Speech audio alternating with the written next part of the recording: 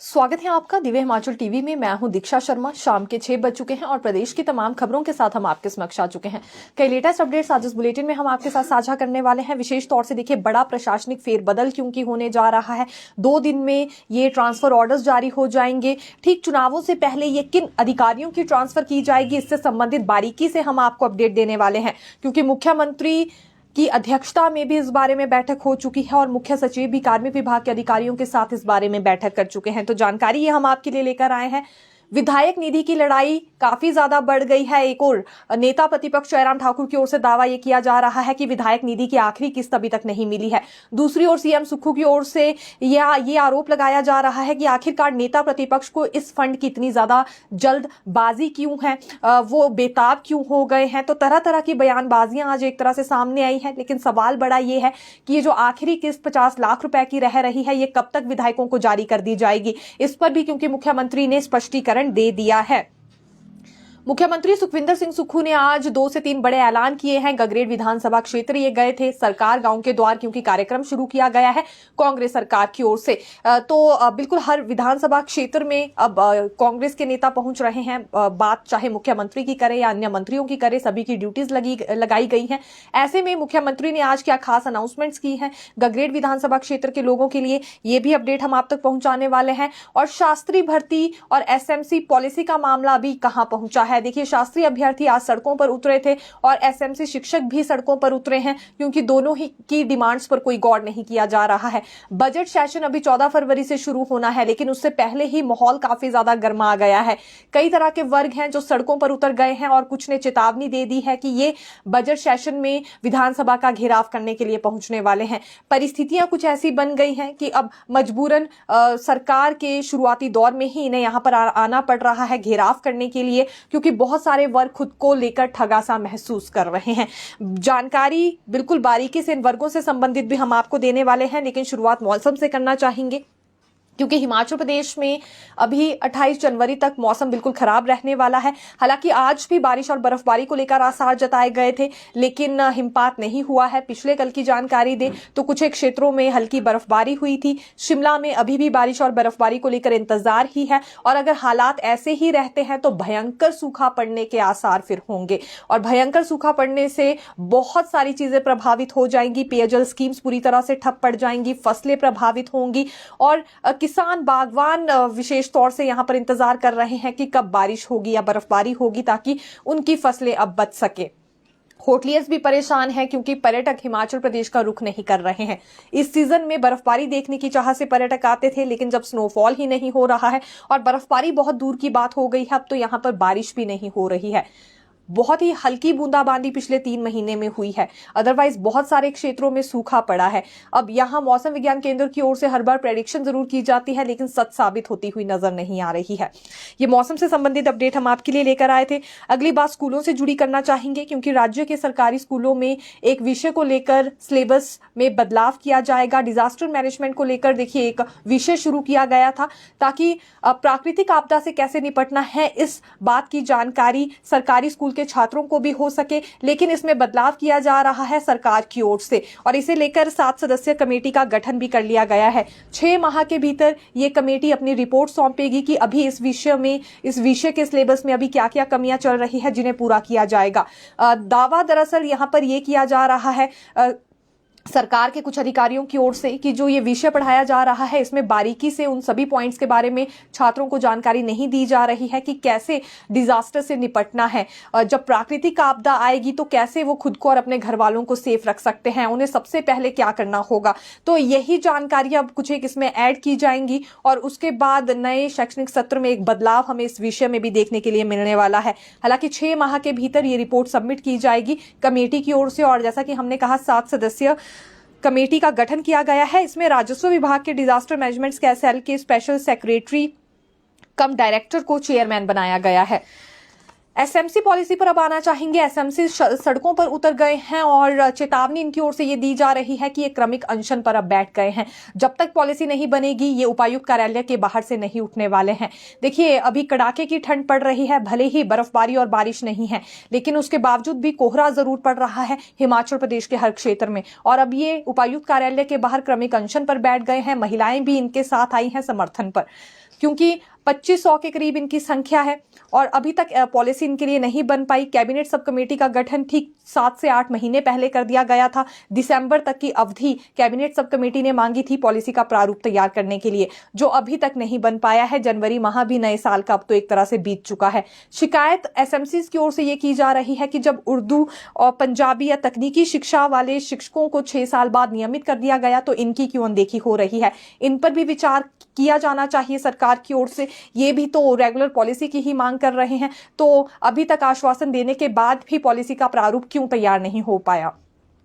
एक और ये पॉलिसी की मांग कर रहे हैं, दूसरी ओर जो कैबिनेट सब कमेटी बनाई गई है उसकी पहली बैठक तक नहीं हो पाई है। तो ये ढीला सा रवैया सरकार का देखने के लिए मिल रहा है और इस ढीले रवैये से हर वर्ग अब परेशान होकर रह गया है।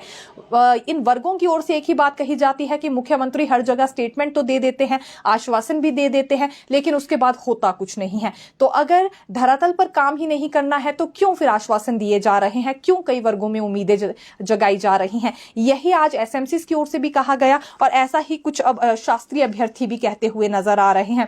अभी हाल ही में नए आरएनपी रूल्स को लेकर अधिसूचना जारी हुई थी शास्त्रीय भर्ती के लिए और शास्त्रीय अभ्यर्थी जिसके बाद काफी ज्यादा नाराज नजर आ रहे हैं। नाराजगी की बात यह है, इनका कहना है टीजीटी नियम इन पर थोपे जा रहे हैं।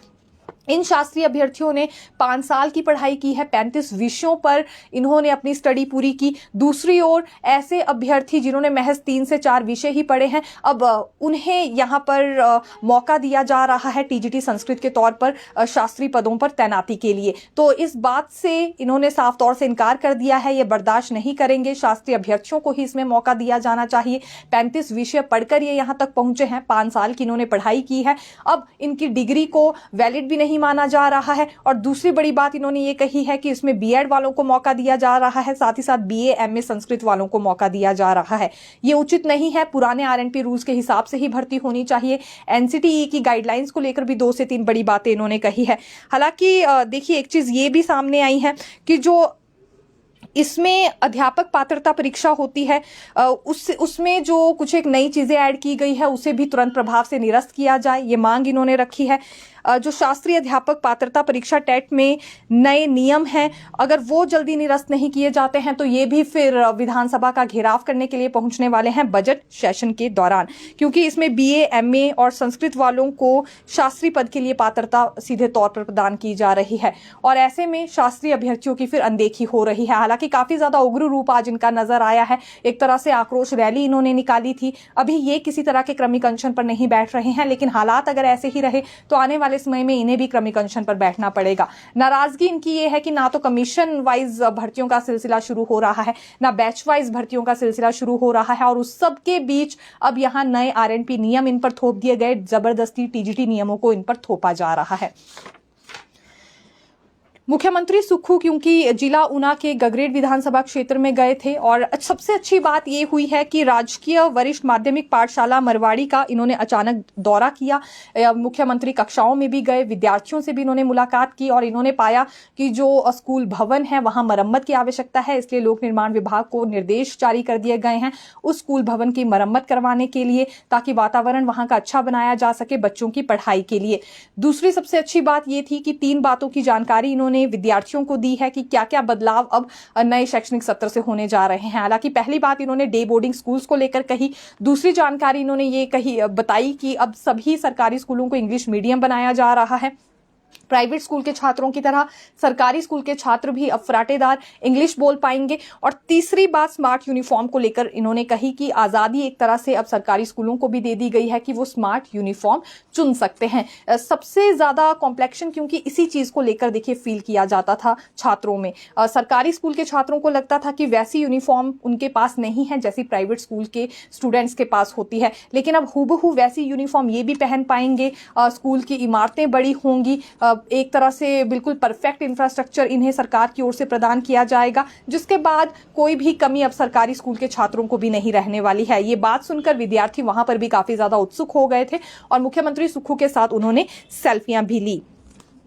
हालांकि एक बात और है, ये विधानसभा क्षेत्र से संबंधित जानकारी है। लगभग 33 करोड़ रुपए की 3 विकासात्मक परियोजनाओं का शिलान्यास भी आज मुख्यमंत्री सुक्खू की ओर से किया गया है और इस बीच वहां के लोग भी काफी ज्यादा खुश नजर आ रहे थे, क्योंकि सरकार गांव के द्वार ये कार्यक्रम शुरू किया गया है। कांग्रेस सरकार की ओर से लोकसभा चुनावों से पहले कितना ज्यादा इंपैक्टफुल ये रहता है, ये देखना भी काफी ज्यादा रोचक रहेगा, क्योंकि इसमें हर एक अपनी वो उपलब्धि मुख्यमंत्री सुक्खू गिनवा रहे हैं जो कि 1 साल के भीतर काम पूरे हुए हैं। कितनी सफलताएं सरकार के हाथ लगी, कौन से बड़े फैसले प्रदेश के हित में लिए गए, तमाम मसलों को लेकर जानकारी मुख्यमंत्री सुक्खू और बाकी मंत्री भी दे रहे हैं इसी कार्यक्रम में ग्रामीण लोगों को। विधायक निधि पर बड़ा बवाल मच गया है, क्योंकि नेता प्रतिपक्ष जयराम ठाकुर ने तो देखिए ठीक एक दिन पहले ही ये बड़ा ऐलान कर दिया था कि विधायक निधि की आखिरी किस्त अभी तक जारी नहीं हुई है, जिस वजह से विधायक प्राथमिकता की बैठक का बहिष्कार भाजपा विधायक दल की ओर से किया जाएगा। लेकिन मुख्यमंत्री सुखविंदर सिंह सुक्खू की ओर से भी इस पर स्टेटमेंट सामने आ गई है। उन्होंने सवाल नेता प्रतिपक्ष से ये किया है कि न जाने क्यों वो बिना मतलब से इस तरह की बातें कहते हैं और ऐसी कौन सी चिट्ठी उनके पास है जिससे वो ये दर्शा सकते हैं कि विधायक निधि नहीं दी गई है। 1.5 करोड़ विधायक निधि के दिए जा चुके हैं सभी एमएलएस को। आखिरी किस्त जो 50 लाख की बच रही है उसका भुगतान भी जल्दी कर दिया जाएगा। ये बात आज मुख्यमंत्री ने साफ शब्दों में कही है कि जल्दी इसका भुगतान होने वाला है, लेकिन विपक्ष अभी भी अपनी बात पर अड़ा है। नेता प्रतिपक्ष का ये कहना है कि अभी देखिए, क्योंकि यहाँ 29-30 जनवरी को विधायक प्राथमिकता की बैठक होनी है, तो ठीक उससे पहले ही ये विधायक निधि की आखिरी किस्त जारी कर दी जाए। अगर विधायक निधि की आखिरी 50 लाख की किस्त जारी हो जाती है तो ये बहिष्कार नहीं करेंगे विधायक प्राथमिकता की बैठक का, और अगर ये किस्त जारी यहाँ पर नहीं होती है तो फिर इनकी ओर से बहिष्कार किया जाएगा।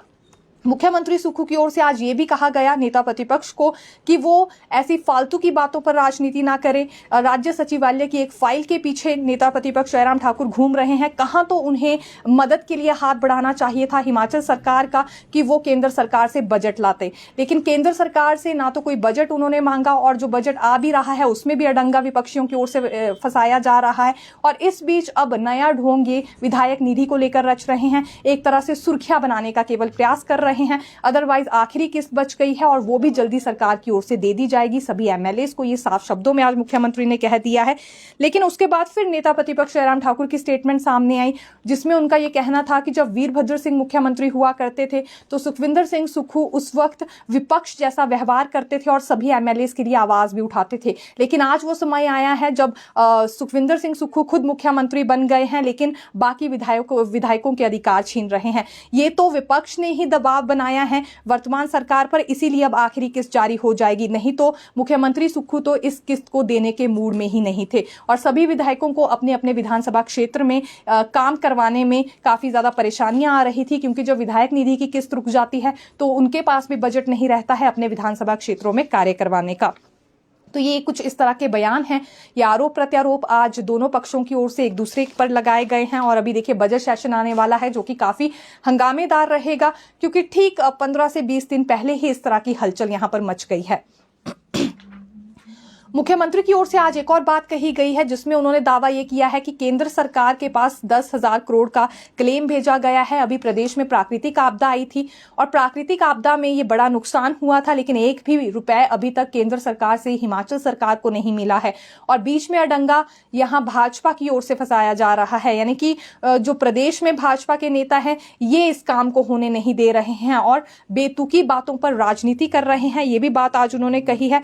सरकार गांव के कार्यक्रम पर क्योंकि विपक्ष के नेताओं की ओर से कुछ एक सवाल उठाए जा रहे हैं, जिसमें नेता प्रतिपक्ष ने यह कहा कि जब पहले जनमंच शुरू किया गया था भाजपा सरकार में तो फिर कांग्रेस ने कई तरह की टिप्पणियां उस पर की, अब कांग्रेस खुद भी उसी रास्ते पर चल रही है। तो सीएम सुक्खू ने यह कहा कि इसमें पैसों का दुरुपयोग नहीं किया जा रहा है बल्कि सदुपयोग हो रहा है, लोगों की समस्याएं मौके पर ही निपटाई जा रही हैं। और सबसे बड़ी बात यह है कि इसमें लंच का खर्चा भी अपनी जेब से ही कांग्रेस नेता उठा रहे हैं, इसमें सरकारी धन का कोई भी दुरुपयोग नहीं किया जा रहा है।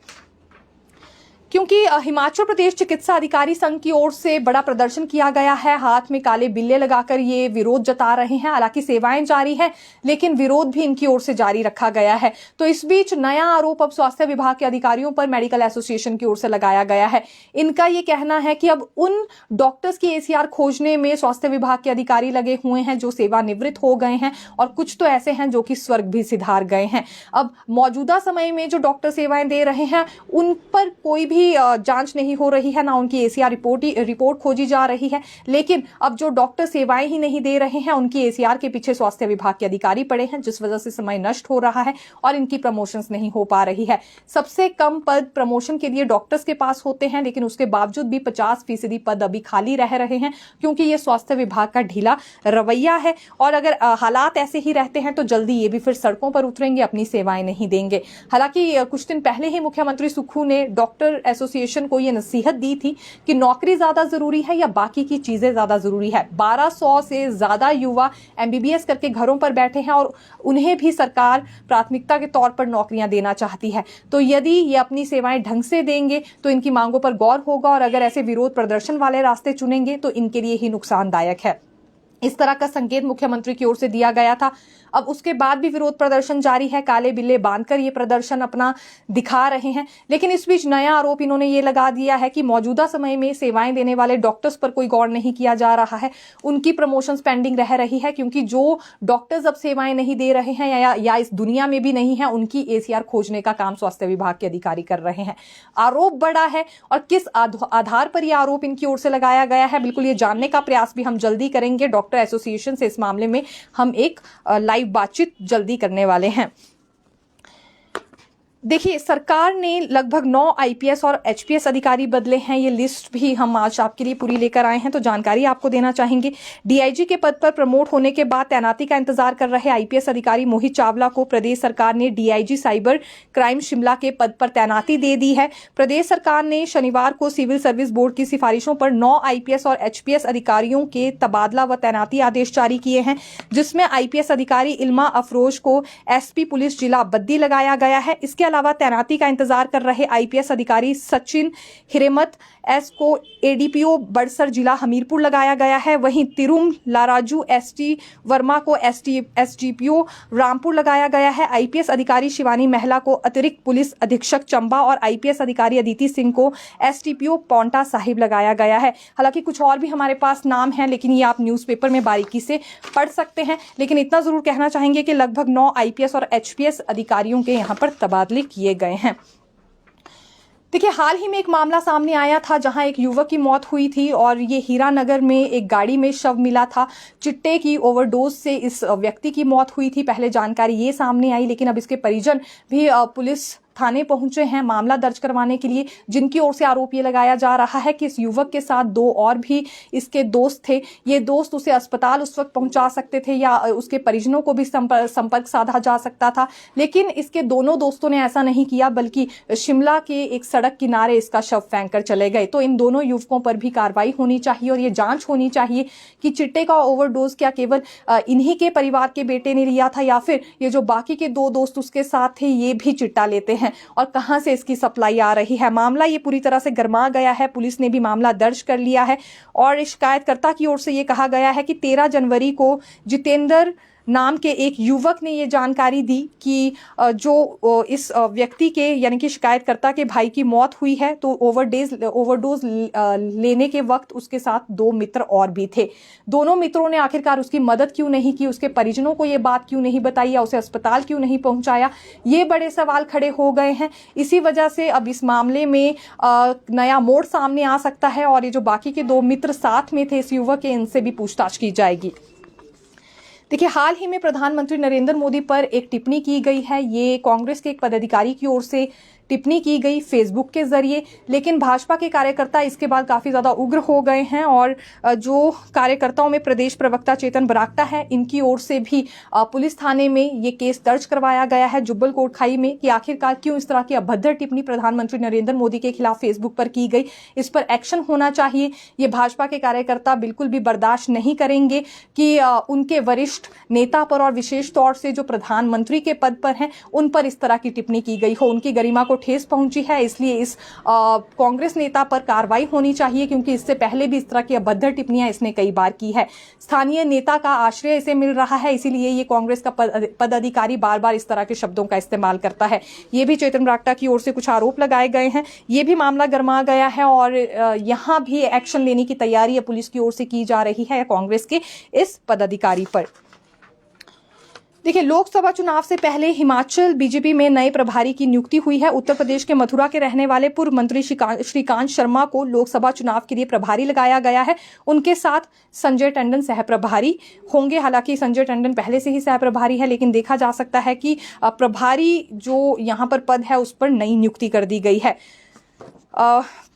विधायक प्राथमिकता को लेकर जो बैठक होनी है उसमें भी बदलाव हुआ है। मुख्यमंत्री सुक्खू की अध्यक्षता में वार्षिक बजट 2024-25 के लिए विधायक प्राथमिकताओं के निर्धारण के लिए प्रस्तावित जिला ऊना, हमीरपुर एवं जिला सिरमौर की पूर्व निर्धारित बैठकों को समय में आंशिक परिवर्तन किया गया है। जिलों की बैठकें 29 जनवरी 2024 को 10:30 बजे के स्थान पर अब 10 बजे सुबह 10 बजे यानी कि ये सचिवालय में आयोजित की जाएंगी और शेष जिलों की जो समय सारिणी है वो उसी तरह से एज इट इज रहने वाली है।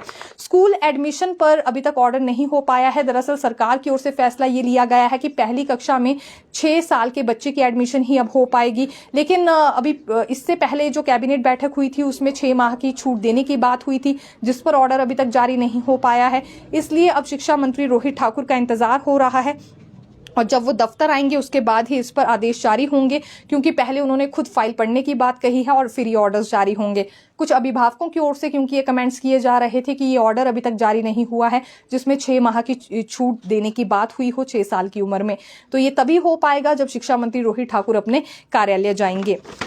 अब आना चाहेंगे बड़े प्रशासनिक फेरबदल पर, क्योंकि लोकसभा चुनावों से पहले तहसीलदार से लेकर एडमिनिस्ट्रेटिव सेक्रेटरी तक बदले जा रहे हैं। चुनाव से जुड़े अधिकारी यानी तहसीलदार, एसडीएम, एडीसी, एडीएम और जिलाधीश बदलने को चुनाव आयोग ने 31 जनवरी की डेडलाइन दे रखी है और 5 जिलों के डीसी पिछला चुनाव करवाने के कारण बदले जा रहे हैं। मुख्यमंत्री के प्रधान सचिव भरत खेड़ा दिल्ली जा रहे हैं और उनके पास भी 8 से ज्यादा विभाग हैं। नए प्रधान सचिव की नियुक्ति के साथ प्रशासनिक सचिवों के कार्यभार में भी फेरबदल होगा। मुख्यमंत्री सुक्खू अपने सरकारी निवास में प्रशासनिक फेरबदल पर अधिकारियों के साथ बैठक कर चुके हैं और इससे पहले मुख्य सचिव भी कार्मिक विभाग के अधिकारियों के साथ बैठकर ये पूरी मीटिंग ले चुके हैं। एक बार मुख्यमंत्री के साथ फिर से यह मामला अब डिस्कस होने वाला है और अगले 2 दिन में ये ऑर्डर जारी हो सकते हैं। कार्मिक विभाग के अलावा राजस्व और पुलिस विभाग को भी चुनाव आयोग के निर्देशों के अनुसार बदलाव करने होंगे। तो ये एक ट्रांसफर की जो जंबो लिस्ट अब सामने आने वाली है, ठीक 2 दिन में ऑर्डर्स जारी होंगे। उससे संबंधित अपडेट हम आपके लिए लेकर आए थे, क्योंकि मुख्यमंत्री भी बैठक कर चुके हैं, मुख्य सचिव भी कार्मिक विभाग के अधिकारियों के साथ बैठक कर चुके हैं और एक बार फिर फाइनल बैठक होने जा रही है। उसके बाद ये लिस्ट सामने आएगी लोकसभा चुनावों से पहले, क्योंकि ये फेरबदल करवाना एक तरह से जरूरी रहता है और ऐसे ही आदेश क्योंकि चुनाव आयोग की ओर से भी सामने आते हैं और 31 जनवरी तक की यहाँ डेडलाइन दी हुई है, जिसके लिए अब बहुत कम समय रह गया है। तो ये अपडेट हम आपके लिए लेकर आए थे। फिर मिलेंगे नई खबर के साथ। देखते रहिए दिव्य हिमाचल टीवी। धन्यवाद।